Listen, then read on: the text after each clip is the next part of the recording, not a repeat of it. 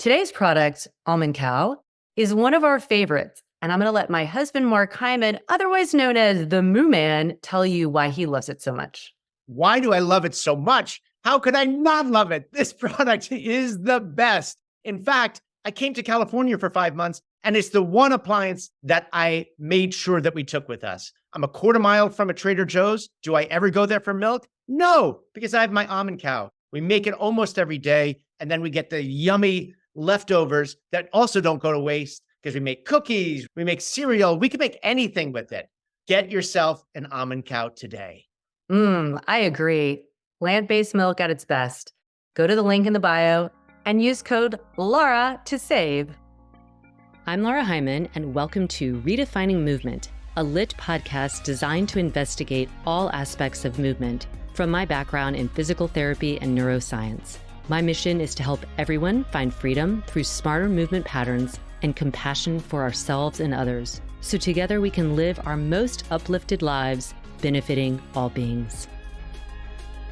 Welcome to Wednesday Q&A, where you all ask the questions and we answer. I am joined by my fearless, amazing, courageous, gorgeous co-host, Kristen Williams. Hey, Lara. Hey, everybody. I love it. Let's get started. Yeah. All right. So good questions, as always. We love the differing questions that you all send our way. So first one is from a woman. She did not say her name. It's just ER973. Would you please provide me some tips on posture? I am a kindergarten teacher. I move around a lot during the day, but I seem to have pain in my low back at the end of each day. Not sure what I'm doing, but I have a feeling it has to do with my posture. Please help.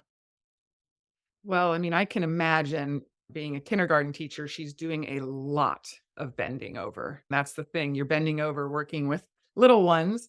Working on bending at the knees could be one thing, really looking at how you're bending. How are you transitioning onto the floor? How are you sitting on the floor? Everyone knows Lara loves to sit on the floor. It's really supportive. But when you look at Lara sitting on the floor, you wouldn't know. She almost looks like she's in a chair because she's still upright. So I think that you have to really examine with a non-judgmental eye, how are you doing things throughout the day? Because honestly, I bet my back would hurt if I went right into a kindergarten classroom, never done it before, spent an entire day there.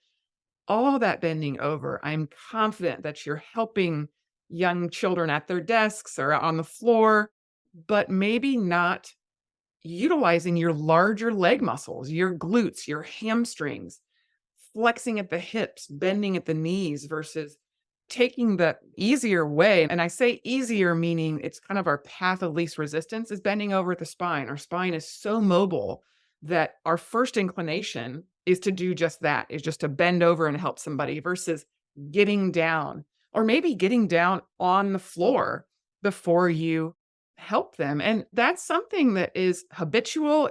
Sometimes we don't realize what we're doing. So if you could video yourself just for the heck of it all day in the classroom and just see, what am I really doing? How much time am I up? How much time am I down? How am I standing? How am I sitting?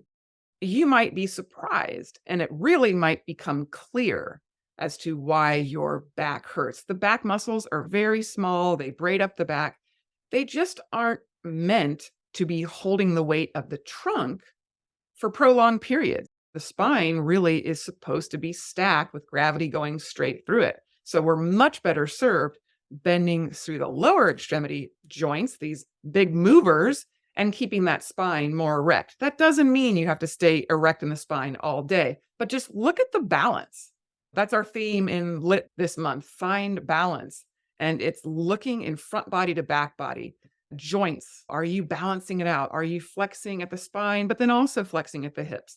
Find some time throughout your day to do some extension. I'll do that. Just stand there, bring your hands to your low back and lean back over the hands. Just a little counter movement to where you might find yourself throughout the day over and over again. What else do you have to add to that, Lara? Yeah, I'm picturing my kindergarten class, which I know was a long time ago, but we have literally some photos of that. And I remember it was in this large room and there were low, long tables, tiny little chairs. The toilets are really tiny. And there was a carpet on the floor, but I'm sure it was like cement underneath base. So a couple of things I would just add to it is, first of all, even if you aren't getting on the floor per se, you're dealing with little low tables. When we work in clinical settings, like in rehab or something, there are these low plinths. So it's easy for the client to get from a wheelchair there.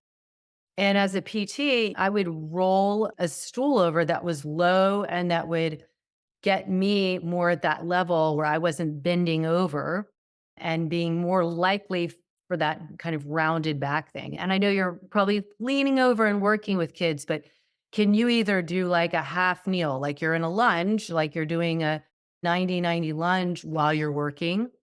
Now, you also have to probably wear professional clothes, unlike what we do. But I would say set up your entire environment, including the way you dress, as best as you can while you're staying professional.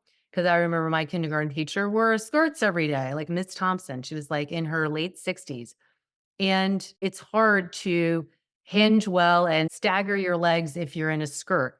And so, can you set up every part of your environment to support your biomechanics? And think about, this is a physical job. You're working with little people who have a lot of energy. You're probably doing things in circle, like circle time. Can you make some of that physical for both them and you? When my son was in kindergarten, I went to his class regularly and we did yoga. And his kindergarten teacher was very active with them outside and then inside, and they would play all kinds of games, and he was involved. So I think that if you can both set yourself up and the fact that you're an adult, whether it's getting in a low lunge or a low stool or something like that, where you can set yourself up, and then also being active with the kids. And I do think wearing good shoes and like an outfit that allows that as best as you can would really be helpful. And that was the other thing, is if you're on a surface that is taxing like concrete, it's hard when you're standing or leaning over, and there might not be anything you can do about that. But just trying to keep moving, walking, of course, is great. So if you can even take your kids out for walks when they're on the playground, if you can just keep moving instead of being still and just watching them in some way. That's great, Laura. All right. Our second question here is from one of our teachers who we love and adore, Inga, Natural Flow Yoga. Hi, KB. Hi, Laura.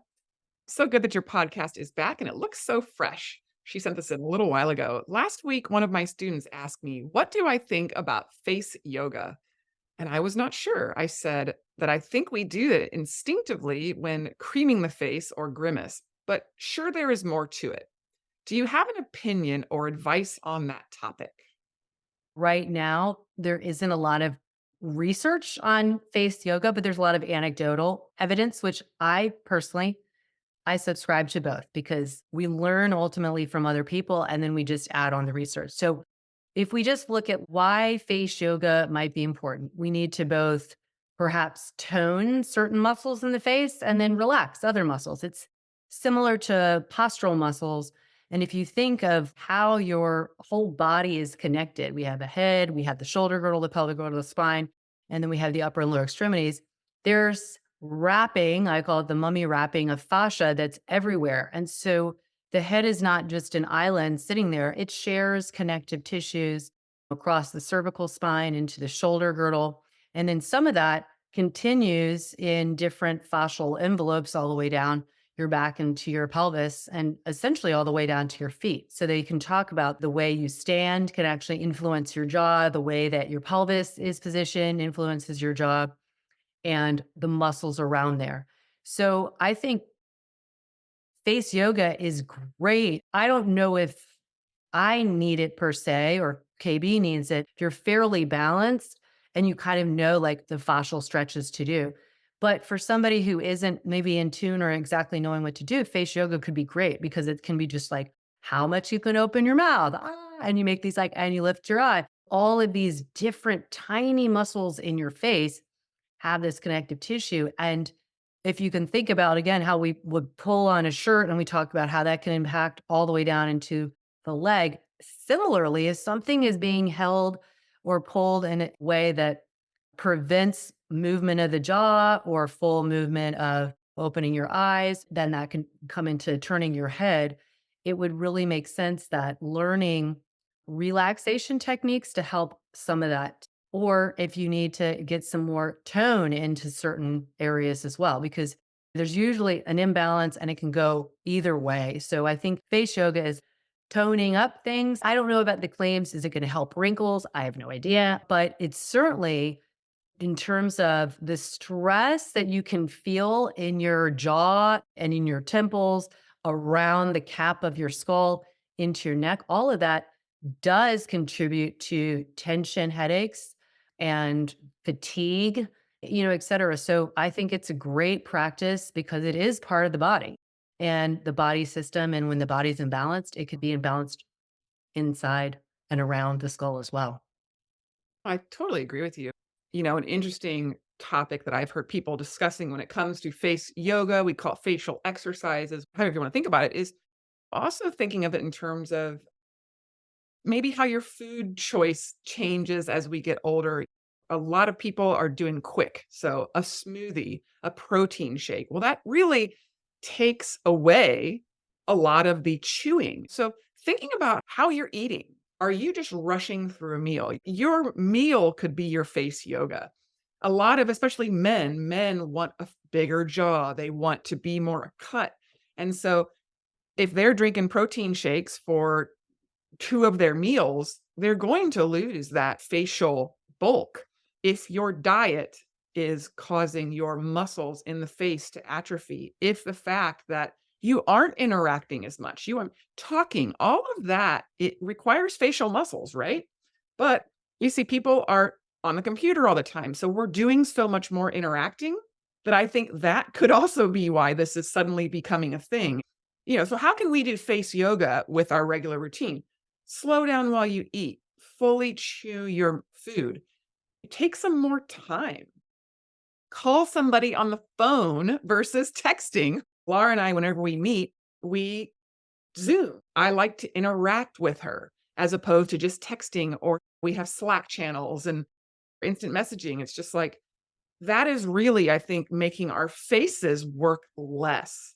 Yeah, face yoga, great, but maybe let's start interacting with people more. Yeah, and if you're, like, really still and not talking or not chewing fully and all that, again, you might be inadvertently just kind of gripping at a low tone, which isn't necessarily strengthening, it's just nervous system tightness, and that can lead to all that TMJ and, again, headaches and interact, Interact, laugh.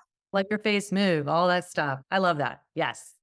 And, they talk about the tongue, even though that's not really the facial muscles we're referring to, but the tongue being part of, an organ in the skull, like working the tongue. A lot of people don't realize how weak their tongue might be. So can you press your tongue to the roof of your mouth and make a seal?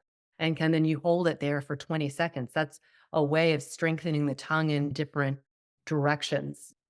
Which I think would take strain off of other areas that you might be using. And if you are somebody that really holds a lot of tension, start with the tongue as well, because when the tongue is up there and it's sealed at the top, it's a lot harder to clench your jaw.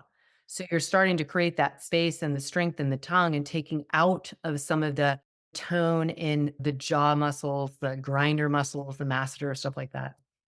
Great question, Inga. This is a question I think we can both answer in different ways. Someone asking about how do you make a dent in the vast fitness slash wellness market? And she doesn't say anything more than that. So I don't know like what, but let's just say generically fitness, wellness. Well, I like to always look at something when we think of something being big market. Isn't that amazing? Because wellness and fitness is so important. If we go back to the fact that there are billions of people on the planet, it doesn't matter how many of them are working in this field. There is many more who aren't and many more who need to be served. So I like to always start from there just to give a perspective of like, yes, there is room. And in fact, we should welcome everyone into this space because it can feel a little daunting, especially if you're trying to go off on your own as a personal trainer, a physical therapist, a yoga teacher, a Pilates teacher, whatever, some kind of wellness health professional. And then you just see all these other people doing it too. The biggest advice I can give is first, just knowledge will help to distinguish yourself, be able to stand out a little bit in this market. And everyone, by the way, can do that. They just have to do it based on knowledge and experience that they acquire in a specific way. And I think if you're just overall trying to just go out there and reach a ton of people and offer them, like, I'm a personal trainer and I can make you stronger, that's going to be tough because you're one in a million, right? So, what is it that you're doing that is different? I've said this from the very beginning when I started the teacher training, and people would say, how is your studio successful or how are you successful? And it's like, because I have knowledge and I share knowledge. And your knowledge is like an investment for you that's going to give you compound interest. So the more you learn and maybe specialize, the more you'll be able to become an expert in that line, that field, that topic. Then people will look for you for that information. Thousands of people are doing it, but you're still not one in a million people who are doing this overall thing. So you have the overall umbrella of fitness wellness. What are you doing? We've worked with a business coach who's amazing. And it's like, what are you uniquely qualified to do? And if you're not uniquely qualified yet, figure it out and go get the knowledge. You have to spend money and time if you want to make money and give yourself more time. There's no workaround there if you want to make a dent in this market. Otherwise, you might be able to get a couple people here, a couple of people here, and make ends meet. And there's plenty of people who do that, who either don't have the time or don't want to spend the money on getting extra learning experience, either hiring somebody to teach you and help you and be like a business coach, or actually literally going back and getting more education. But for me, I don't pay as much attention to someone if it's not clear that they have an expertise in this, whatever field they have, whatever they're doing. No, I agree with you completely. And I would say start local and start offering some services for free. I think you've got to get yourself out there. And so, way back when I was starting, we would do free yoga at the art museum. We would do free, physical therapists. I would do free screens at a yoga studio just as a way to offer or show my knowledge and meet more people. There's races, there's road races all the time. Can you set up a booth and be doing free stretching? So that's what Laura's talking about, spending the money. You're spending money here in that it's your time, but what you're gaining is you're meeting people. And then when people start to recognize, to Laura's point, she knows what she's talking about, it plants the seed. I think, Laura, you just said in a couple questions ago, you did yoga with your son's kindergarten class. You did it at their school. That was the first seed you dropped. And then you start doing yoga out of your home. And then it's the second seed. And you just start to groundswell. Then you have a studio. And then you don't need to follow Laura's path. But I do think starting local is good for most people because the internet is so massive. And even we've got a platform, we've got a method, we've got all the things. It is hard to make a dent because it is so saturated. The grassroots movement is how we've always been the most successful. And I think that is getting in front of people, letting them hear your expertise, and then they're like, they want to know more. You don't have to be a physical therapist, but maybe you need to go get multiple different certifications. So you just start to develop your own voice, start to develop your own perspective. And I do think having your own story and living your story matters.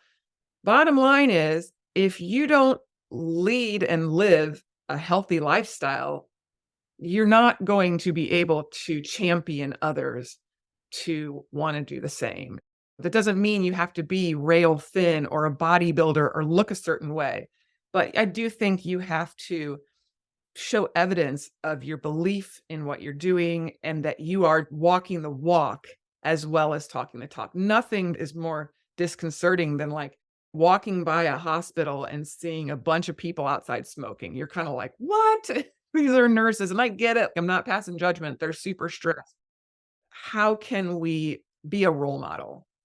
Yeah. And I think that's what also can give you that kind of standoutness of you are living your vocation. It's a calling and you're in all ways exemplifying that. I love that you said that because we've seen yoga teachers who become certified and then they teach a lot, but they're not actually practicing that much.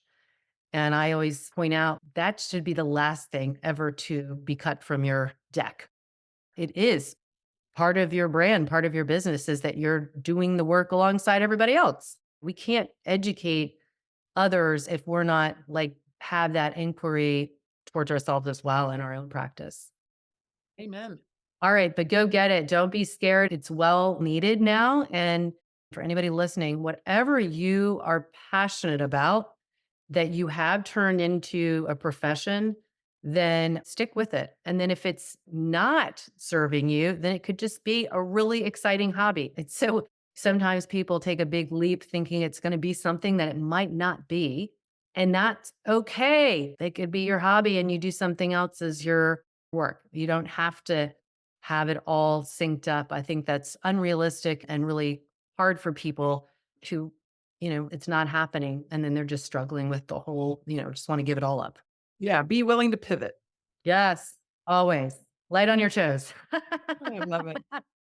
Love your questions.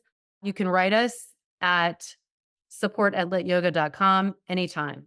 And you can write without your name, anonymous, or whatever. Yep. You can also find us on social media. Lara's Instagram is lara.heimann and I'm KBWilliams99. You can also drop a line in our Redefining Movement podcast, Instagram DM. We will keep those in a little folder and get back to you. Again, always you can do anonymous. Let us know about anything, lights, pursuit of happiness, movement. All right. We love you. And as always, we're pulling for you. Thank you for joining us on this episode of Redefining Movement. If you like what you've heard, please like and subscribe wherever you get your podcast. Feel free to leave us a rating and review or share with someone you know. Check us out at www.litmethod.com.